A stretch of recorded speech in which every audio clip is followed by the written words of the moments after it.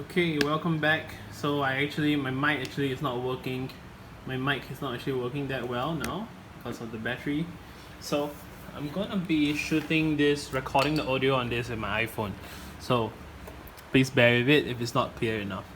But anyway, we are going to cover the last bit of paring, which is end grain paring, and I thought it would be a good idea to show you how to also use the saw for squaring up timber or any of your stock.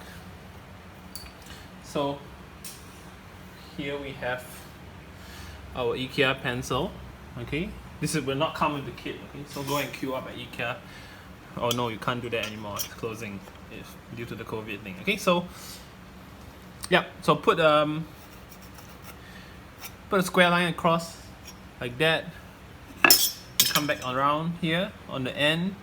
You're gonna connect those two lines so that you can have continuous square angle. I'm gonna come back on the other side now, put a little mark here and move forward with that. Okay, so with this you can actually cut right now, and I've kind of made it a bit too close to the end, so I'm gonna do another one there. Okay, pick one. So these are really fundamental skills. You need to know how to do this easily and without confusion, because yeah, every joinery is basically a variation of this. Okay, I'm not going to cut exactly to the line because my lines are kind of crappy now. Just going to do it by eye. Okay, so you can see, so this is pine. So a lot of my students have complained that pine is really difficult to cut. I want to show you how to cut it on a handsaw without causing too much trouble. Okay, let's put it back. Okay, so what I've done, I've actually used the holdfast as just a saw stop, as just a block, right? You can see I put it right in front. So this being a push saw, it's going to cut only on the forward stroke. So therefore, I'll put this on the front. If you have a pull saw, then you're gonna use it in the opposite direction. Put it on the back. Okay, so it's gonna be in front here. I got my line. Gonna use my knuckles. Gonna use my knuckles as a block. And yep. Okay. And just gonna engage the cut and cut that off.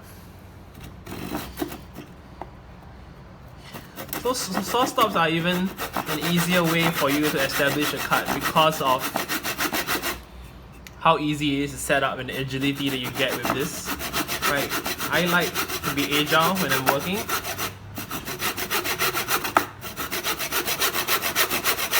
And that is really important.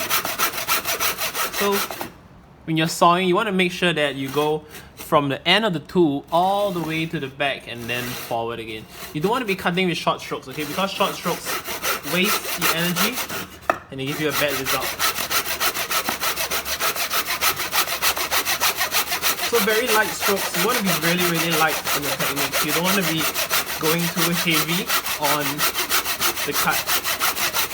That's when the thing will jam up. Okay, and I'm going all the way through. I'm gonna cut out this little biscuit here. And I'm gonna try and protect my workbench at the last bit. Hopefully I don't cut too far into my workbench.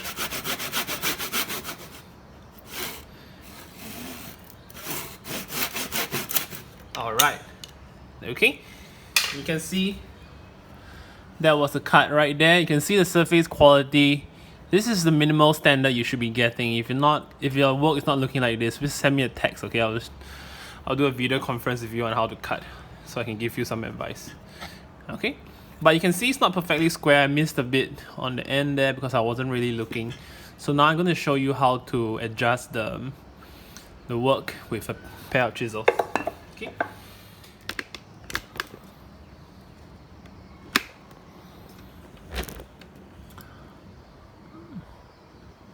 Okay, so now we have the block already attached to already cut off in one direction. We're gonna try and cut it. We're gonna try and cut a little, some manner of a joinery. I'm just gonna cut like a little overlap on one side so that you can see how we can take that and get it all squared up. Okay. Okay, this tightened up. Just a bit of.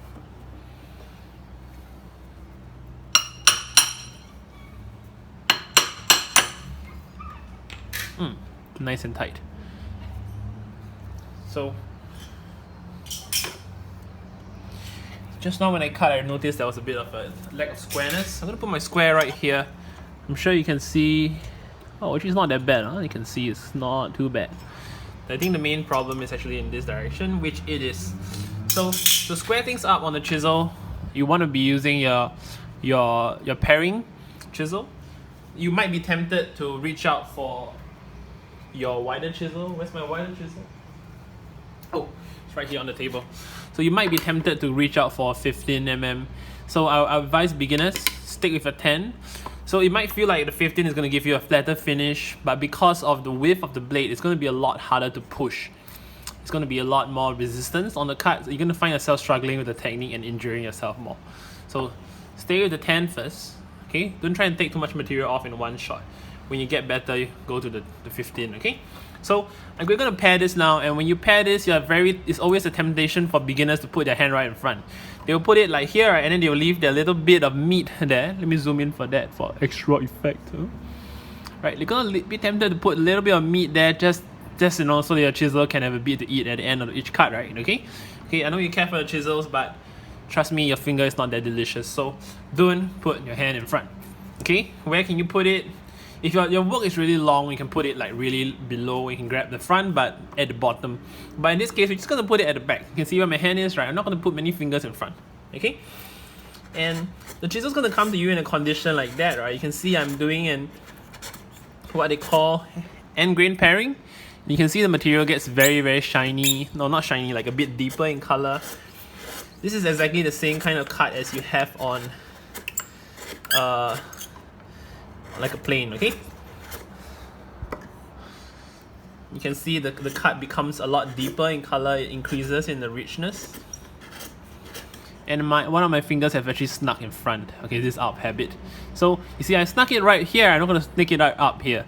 It's going to be right below, okay, and just a little bit so that there's no way I will get injured like that. So don't come all the way up here, go down and then stay behind, okay?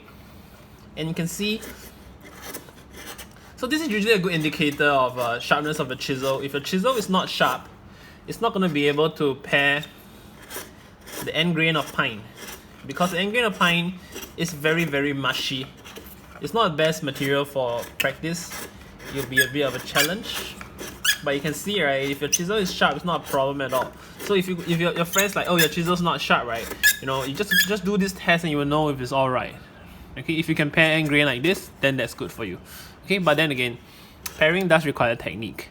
So if you see in my colleague's video, John's video, you will see a technique of paring that looks like that. So you can actually pare sliding to the side also. And that's more common when you're using a wide chisel like this. So if you struggle with cutting easily, you can actually go to the side like that. You can see my finger, my thumb is actually pushing to the side. Okay, my thumb is pushing to the side, and that's going to give you a lot more. Wow, this is sharp, right? You can see this is really sharp, and the material is not even tearing off the end here. Normally, if the chisel is not sharp, it's going to pull off the material at the end, and it's not even doing any of that now. Okay, so this is the condition that your chisel should arrive in. Right, if they don't arrive, then go watch our sharpening of chisels video, and we apologize for that, but it's probably easier for you to sharpen it at home than for us to bring it back and sharpen, and that's a good thing. So you will lose the quality of sharpness over time as you're using it, so you must learn how to maintain your chisels. If your chisels are not sharp all the time, then you're gonna end up using the wrong techniques and injuring yourself. Okay, looking over now, I've actually got kind of in square already, and I'm doing pretty well in squareness. For the purpose of the video, I'm just gonna move forward even though I'm not perfectly square yet. Okay, and now we're gonna take our caliper. I'm gonna mark some random distance, okay, and I'm gonna mark that same distance off the end here, and then off the front, and off the back. Okay, and I'm just gonna cut that freehand and see, and then show you how to pare that joint down. So quick one there.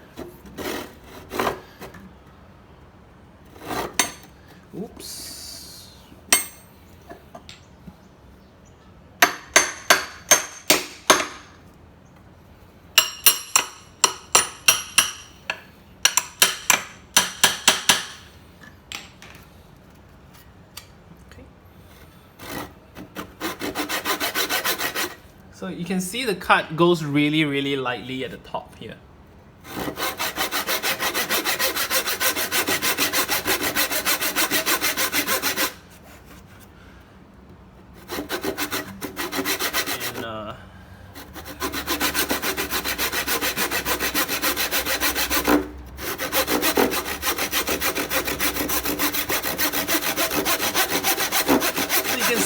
End grain cut, and it's also a rib cut, and a rib cut is going to be a lot more difficult to cut because the fibers are now oriented towards you, so be a bit more patient. And now the cut has progressed all the way in, and it's going to be a lot easier to just keep moving back and forth. I want you to take note of the light strokes, okay? The strokes are very light. You don't want to be cutting like this. This is wrong. Once again, okay, not like this. You want to be light. Okay, let the saw do the work. You will hear experienced carpenters saying that a lot of times.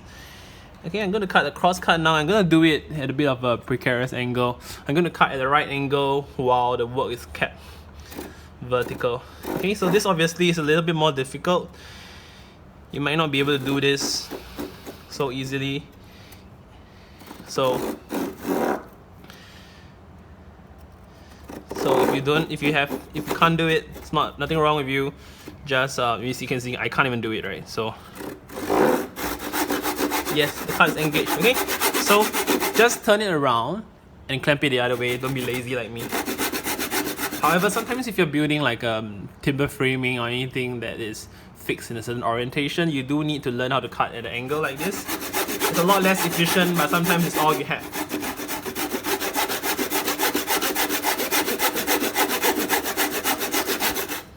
Okay, the little half lap has come out there. Okay, and back to our 10mm chisel. Remember, small chisels keep you safe. Okay, I'm gonna just pare that cleanly off.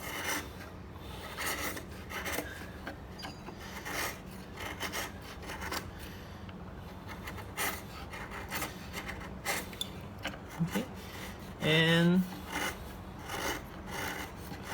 pare that nicely. And this is a rather simple, oh, it's not even a half lap, it's more like a rabbit, okay?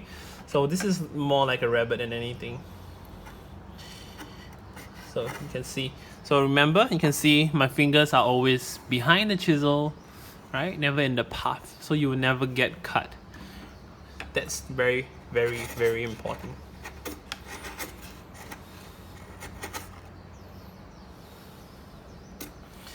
Okay, you might find it a bit difficult to pare at the end.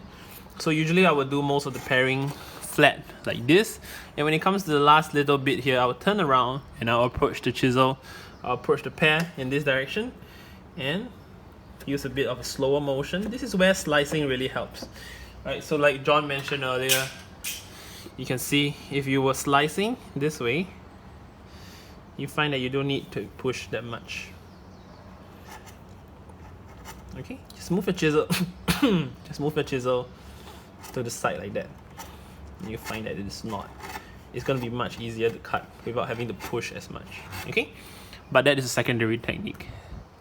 Alright, so that's it for today. I hope you guys found the video helpful. If you can't understand the video, you find that some things are missing, please leave a comment in the comment section. I'll read it and I'll update the video and provide better instructions for everyone. Yep, so hope you guys stay safe at home, and hopefully this kit will entertain you guys for the period of time and get you repairing some of the furniture at home and doing something interesting for your time at home. Okay, stay safe both from the virus, and also please don't cut yourself. Okay, this is not the time you want to overload the A&E with chisel cases. All right, yeah, that's it. See you guys tomorrow. All right, okay, so that was it, and thanks for being with us for our introduction to the home kit.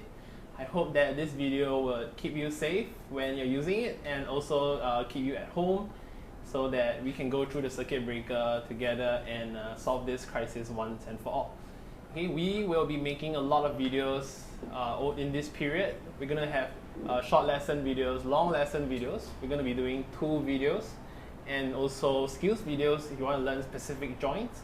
On top of that, if there's anything else you want to see, please comment below, and also don't forget to subscribe so that we will be at your front page every day when you open up YouTube and Instagram.